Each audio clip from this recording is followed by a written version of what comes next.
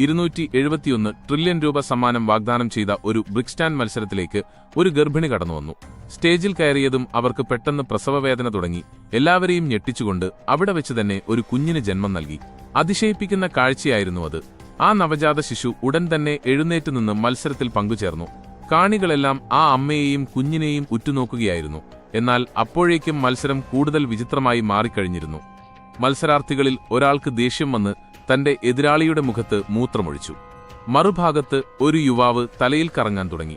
കറക്കം അത്ര വേഗത്തിലായിരുന്നതുകൊണ്ട് ഒരു മരപ്പലക തകർത്ത് അയാൾ നിലത്തേക്ക് ആണ്ടുപോയി. അയാളുടെ എതിരാളി പക്ഷേ തോൽക്കാൻ കൂട്ടാക്കിയില്ല. കൈകൾ ഉപയോഗിക്കാതെ ഒരു പമ്പരം പോലെ തറയിൽ കറങ്ങാൻ തുടങ്ങിയ അയാൾ അവസാനം കളിക്കളത്തിന് വെളിയിലേക്ക് പറന്നുപോയി. പിന്നീട് കറുത്ത വസ്ത്രം ധരിച്ച ഒരു കൊച്ചുകുട്ടി തലകുത്തി നടക്കാൻ തുടങ്ങി. എന്നാൽ അതേസമയം സത്യസന്ധനല്ലാത്ത ഒരു കളിക്കാരൻ തറയിൽ ഉപയോഗിച്ച എണ്ണയൊഴിച്ചു.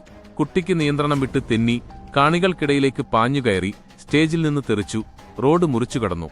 ഒടുവിൽ ഒരു തകർന്ന പാലത്തിൽ നിന്ന് താഴെ വീണു.